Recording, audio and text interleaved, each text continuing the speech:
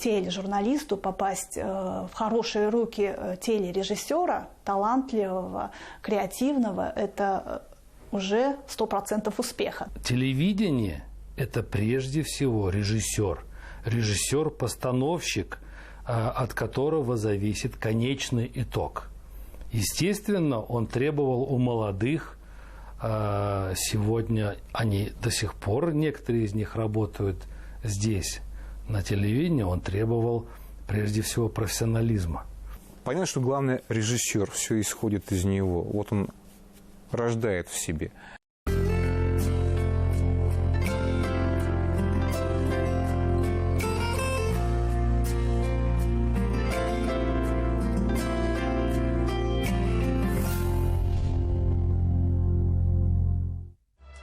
Телевизионные спектакли – это еще одна ипостась башкирского телевидения 60-х-70-х годов прошлого века.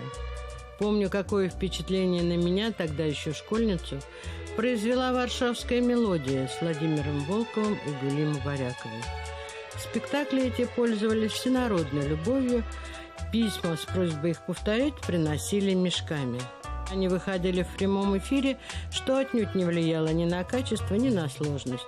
Главное на площадке – режиссер. В то время работали настоящие мастера, прошедшие солидную школу. Владислав Пищальников, Амир Абдразаков, Виль Каримов. Все внимание они концентрировали на крупных планах, раскрывая внутренний мир героев, их душевное состояние. Непременно надо сказать о Закире Исмагилове. Он знал все самодеятельные коллективы республики. Рафаэль Арсланов, всеобщий любимец Юра Комков, которого наперебой звали во все редакции. Были великолепные у нас учителя, режиссеры, звукорежиссеры. Могу вспомнить, прекрасные у нас были режиссеры. Иконников был, Фазия Агай был. Это были два удивительных человека. Потом к ним присоединился Филимонов был. Он работал в театре, был актером. Потом к нам перешел режиссером. Ну, я говорю, я вообще счастливый человек. Мне пришлось работать с выдающимися, с великолепными людьми, с большими профессионалами. Когда телевидение начиналось, да, оно не было специалистов, телевизионщиков. И все кадры пришли из театров. Были театральные режиссеры. Телевизионные спектакли они делали, да, и ведь они не в записи живьем. Я помню вот один спектакль, где играла Гуля Арслановна Мубарякова, но это было чудо из чудес. Меня принимал на работу Абдразаков. Он был немногословен, он кидал буквально в любой омут, я имею в виду по профессии. Сегодня я работал в детской редакции, завтра в молодежной редакции, послезавтра в промышленной и так далее. Прямой эфир. Человек без суеты. Четко знает, что, где, как надо делать. Я считаю его уникальным кинорежиссером и удивительным уникальным человеком. Вот он был настолько относился к своим работникам с любовью. Еще один учитель по профессии на телевидении был Наиль Хабирович Тибеев. Он заканчивал режиссуру в Москве, в ГИТИСе. Учился, в принципе, с моими родителями, поэтому я его знал довольно-таки близко. Скрупулезный, педантичный, точный человек. У него я научился всем этим качествам. Инженеры боялись его присутствия на пульте, потому что, не знаю, утрированно сказать, говорят, пульт приходилось после него ремонтировать. Там все летало. В то же время человек неимоверной культуры, эрудированности и культуры. Но главное меня импонировала обязательность. Да, это жесткая обязательность. Ему поручено, дело сделает. Удивительно обязательный человек, конечно, порядочный. Главный режиссер был у нас Виль Сагитович Каримов. Я так пришла, зашла, села, все нормально. И он говорит, вот у нас на нашем коллективе, в нашем режиссерском коллективе будет работать Расима Ихсанова. Добро пожаловать, любите, учите, уважайте, научите. Такими добрыми пожеланиями у меня начался такой первый рабочий день. Пусть это будет нескромно, но я скажу все-таки о своем отце. То говорят, который внес немалую лепту в развитие нашего телевидения. Он был в течение 7 лет художественным руководителем и главным режиссером телевидения. В те времена студия была же одна всего лишь, поэтому это была святая святых. Но не только внешний фактор, но и он же поставил профессию режиссера на первое место, на главное место на телевидении, что в принципе и должно быть. Телевизионному режиссеру ведь надо было очень хорошо знать пульт. Пульт, где мы вещаем, в то время было около 1000 кнопок. Кинопроектор надо было уметь запускать, и микшером работать, и много-много таких моментов. И поэтому мы еженедельно изучали пульт. Раиля Валиева. Вот, она была ассистентом режиссера и режиссером, в основном русских передач на русском языке. Но потом очень долго работала и со мной. Она очень ответственная. Из ассистентов выросли очень много плеяда молодых режиссеров. Это Флюра Софиуллина выросла, Альфия Ахмадеева, Первушин Михаил, Лина Мамина. Альфия Ахмадеева первая уехала в Москву на учебу, на режиссерские курсы. И она была у меня наставником, потому что во второй год уже я поехал. Помощник режиссер, которые в студии работали, они не имели права заходить в студию обычной обувью. Они были обязаны домашней тапочкой, да и мягкой такой платформой, ибо у нас пол был в то время фанерный пол. То есть что входило в функции администратора? Подай, принеси чай, кофе, потанцуем. Вечером ты должен был обязательно дежурить по графику. Раньше вот сейчас это все компьютером делается, компьютерными программами, а раньше все заставки были нарисованы на картонках, и надо было переставлять. То есть вот стояли пюпитры, потому что я уже забыл, как это называется, и нужно было после каждой программы их переставлять. Прогноз погоды, мультики, там, новости. Вот, эта работа шла до 11 где-то вечера, да. Уже пытались тогда делать какую-то сложную такую, значит, картинку, ну, скажем, это вот Первушин, это вот молодежная, Светлана Мушкина, молодежные программы, которые делают. Там уже можно было работать довольно свободнее по творчеству. И поэтому очень многие производились, я не знаю, как это назвать, опыты, которые, можно сказать, сделаны руками, но создавались с эффектом электронной какой-то компьютеризации, что ли, там, это все это. Юра Комков. Кстати, благодаря Юрию Комкову я впервые, и, кстати, благодаря тебе, я стал немножко, как бы, чуть-чуть пощупал преподавательский хлеб. Я уже, помните, вы там организовали какой-то телевизионный театр, какой-то постановкой, и что-то я выперся, и то ли я был между сессиями. И я очень люблю это. До сих пор это рассказываю. Часть этого я рассказывал про мировую живопись, там и Пушкинский музей, там Эрмитаж, и мы делали отрывки, там стихотворные, потом это все слепили в большой спектакль, который вышел в эфир. Это Джамиля Басыровна, с которой мы делали «Крестьянский двор», там «Сокращая расстояние». Это тоже человек, который с широкой души, и она никогда не повышала голос ни на кого. И зато она учила в режиссуре, потому что мы тоже без профессионального образования были, мы все учились. Когда я начинала эту программу, у меня было всего 2 критерия. Я хотела, чтобы эта программа была оранжево-зеленая, и все. Какой она дальше будет, я не знала. У меня не было ни музыки, ни концепции. Джамиля выстроила всю эту программу структурировала эту программу. Лина Мамина сыграла не только в моей профессиональной карьере, работе. Лина Мамина меня еще и подготовила в институт, институт искусств. Потому что мы с ней, я помню, я учил стихотворение, и она меня слушала и смотрела на меня, подправляла мне интонации. Вообще Лина. И самое главное, она меня тогда бросила как котенка, когда работая звукорежиссером, говорит, вот оставайся, была такая программа у нас «Панорама». Она должна была работать, я говорю, оставайся, я буду внизу, если что, зови. Вот она меня бросила, и вот благодаря этому, может быть, я начал плавать. Это Зульфия Миниярова, с которой я работала уже после Майи Курбановой. Есть такие люди, которые фонтанируют идеями, как, допустим, Нелли Принцева. Есть очень скрупулезные, дотошные, творческие, которые в себе, но которые делают гениальные вещи. Это вот как Майя Курбанова. А есть люди, которые вроде бы их и не видно, и не слышно, но они знают все досконально, всю историю телевидения, весь архив, весь фонд. На таких людях держится вообще телевидение. Вот одна из таких режиссеров – это Зульфия Миниярова, с которой я работала на последние проекты. Это мы делали попкорн, мы с ней сделали очень много программ об артистах. Это автографы, аплодисменты, какие-то вечера.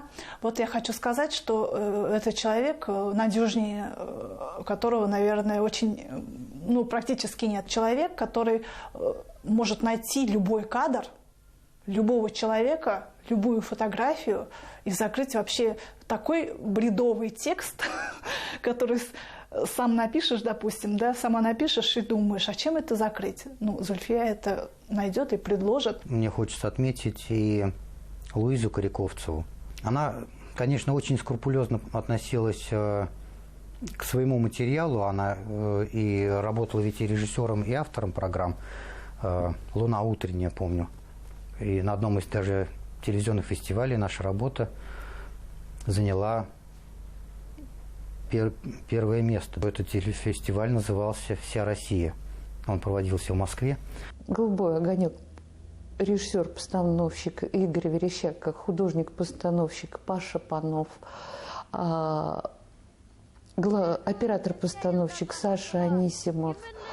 Тогда по просьбе Игоря первый раз на ПТС установили камеры ТЖК, где работала шикарная команда вообще профессионалов, инженеров.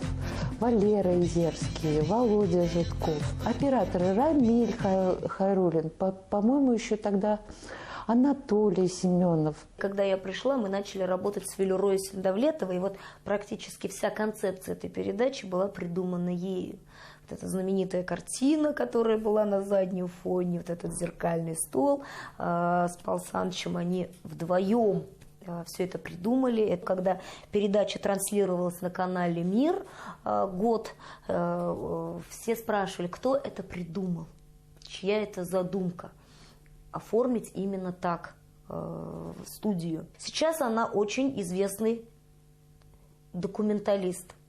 Она номинирована, у нее очень много премий. Велюра мне сказала, вот народ, лица, взгляд. Вот это я научилась у нее. Я сначала думала, что такое взгляд? Эмоции, снимай там. Я говорю, что там же грязно, говорю, внизу. Ну ты эмоции, взгляд, смотри вот этого человека, давай оставим. Вот у Велюры были вот такие параметры, она как бы таким людям, духовно богатым людям, она неровно дышит, и она вот всегда старается вот таких людей снимать, народных как-то вот, простых людей. У Велюры я многому научилась. Так получилось, что с Майей я познакомилась вот после своего возвращения из Новосибирска. И я не застала Майю, когда она пела, да, Майю, когда она запускала вот эти все яркие проекты. Она, когда вернулась, Майя работала над документальными фильмами, она работала над оформлением канала. Человек редкого чутья. Вот вообще вот в моей жизни таких людей, как Майя, вот, я могу посчитать, да, по пальцам. То, как она творила, я не видела людей, как, что так возможно. Она ловила ритм, она пела, она режиссировала, и она попадала в эту волну, и у нее получались шедевры. Майя ушла молодой, ушла с тяжелой болезнью. Она сняла квартиру рядом с телецентром только потому, чтобы ходить на работу. Почему? Рядом с телецентром должна быть квартира. 6 раз в день ей нужно было выполнять медицинскую манипуляцию. Да, и она делала это. У нее были проблемы с почками, и любой другой бы с этим диагнозом, не знаю, жаловался. А здесь такой свет, такая радость, она все время летела, она все время в полете. Она научила, как поставить свет.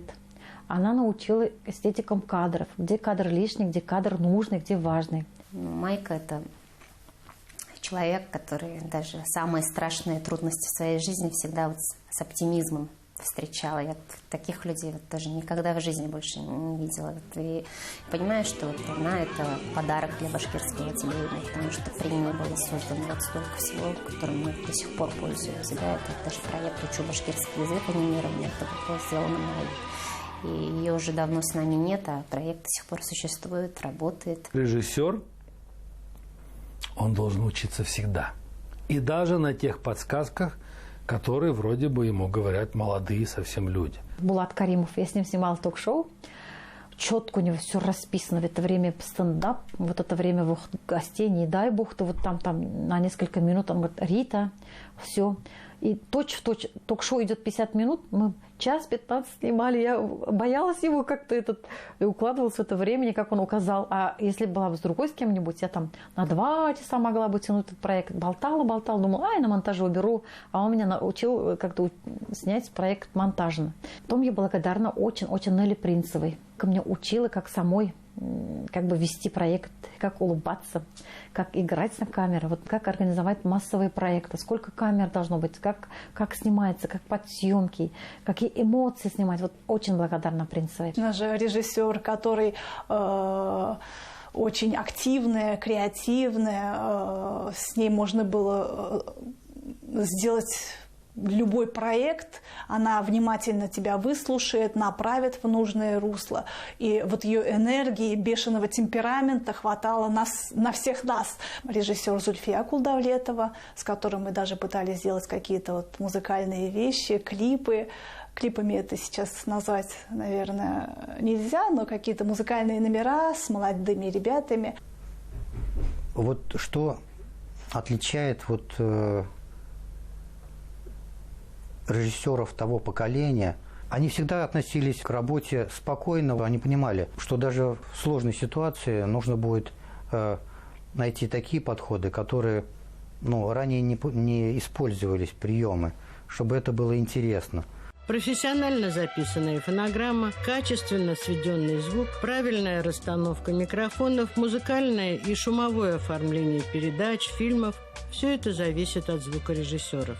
Леонид Смирнов, Асхат Кадиков, Рим Файрушин, Нина Черзы, Роберт Хафизов. Именно от них тогда зависело качество звучания башкирского телевидения. Конечно, огромную роль всегда играет звук на телевидении, потому что если ты будешь в кадре, а звук будет полностью отсутствовать, это катастрофа. Роберт Хафизов, Леонид Смирнов, Абдулбанеева. И по роду своей деятельности приходилось встречаться с прекрасными людьми. Как можно не вспомнить Нина Черзер, потрясающий звукорежиссер. Но если я скажу, что звукорежиссер Нил Дистанов, меня очень многие поправят, потому что для многих зрителей он диктор. Но на самом деле мы с вами знаем, что он работал всегда звукорежиссером, он руководил этой группой звукорежиссеров. Можете представить, небольшая студия, 22 площадки было, 4 камеры. Вот надо было во время живого эфира успеть переставить микрофоны.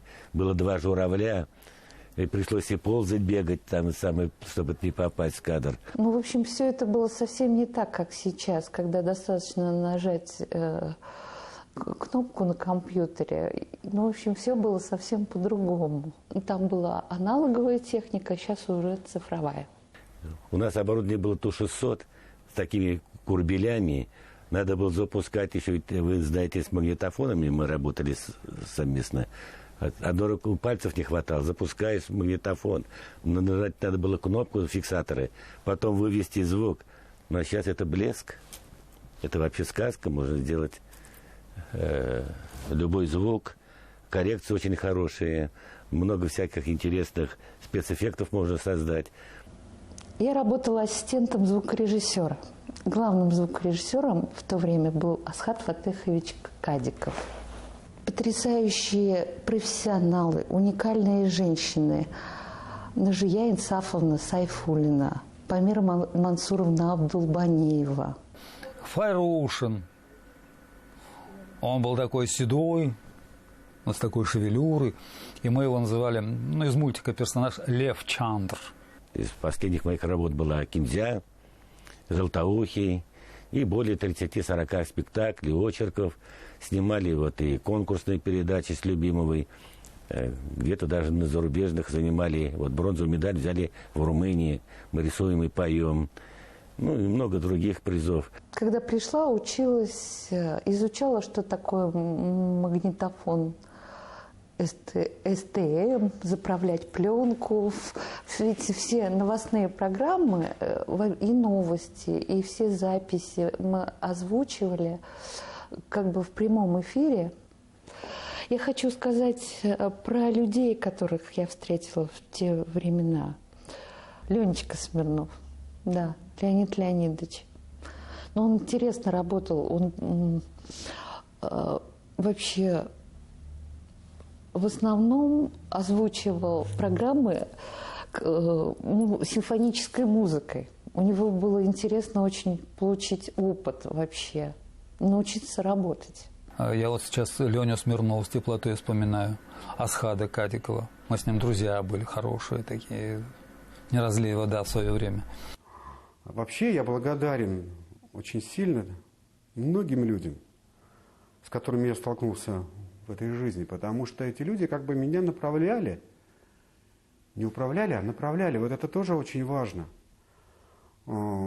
Создавая как бы мне путь, мне дорогу, в моей работе, в моей карьере, я не знаю, может быть так.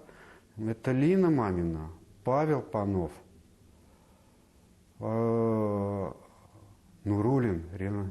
Урал Халяков, сейчас он главный звукорежиссер. Звукорежиссер талантливый, умный парень, великолепно работает. И сейчас вот как раз занимается трансляциями хоккея. С большой благодарностью, вспоминанию Георгия Николаевича Мельникова, нашего звукорежиссера. Все записи, которые сейчас вот исполняют наши знаменитые певцы, все это его рук дело. Когда своих героев записывал, готовил передачу, надо же фонограмму, надо было записать заранее. Звукорежиссером работал Жора Мельников. Интересный человек, интересный, добродушный.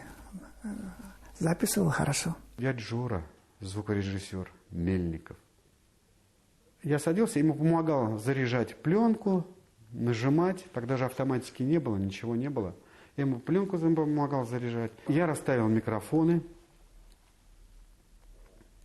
и записал коллектив народных инструментов. И вот так потихонечку я начал работать звукорежиссером. Работая наверху, у нас была работа звукорежиссера наверху. Этим еще занимался Леня Смирнов. Очень много рок-команд. Рок-архив был, вот ДТД было, потом был, уже немного, там много команд было. И тогда, честно говоря, студии же не было в Уфе вообще, и все ко мне шли. А я же тогда только женился, молодая семья, кормить надо. И я записывал их по 10 рублей за одну песню. Шабаша. Была шабашка, что греха таить. Открывал студию, милиция давала мне ключи. Ну, я надеюсь, что сейчас нормально все будет. Вот, давала мне ключи, и я записывал по ночам рок-команды. А днем потом мне оставалось. Дядя Жора приходил где-то в 9 утра. Он меня закрывал в концертной. Я брал с рояля такой чехол, складывал в чехол под рояль, ложился и спал там до часов до 12, пока не придет там Нуржия Инсафовна или Кадиков Асхат Фатыхович. Вот я был как огурец. И почти дома не ночевал тогда, я помню. Пришла Гульшатик, вот, и тоже она попала в нашу волну. Вот действительно, да, вот работа, это вот когда вы все на одной волне находитесь. Вот, и мы попали на одну волну, Гульшат смогла подобрать чудесную музыку. И в дальнейшем она была постоянно нашим звукорежиссером. И очень часто было так, что, не знаю, не пишется текст, да, крокодил не дуется. Вот. Приходит Гульшат. Гульшат, дай послушать музыку, на которую я могу написать текст.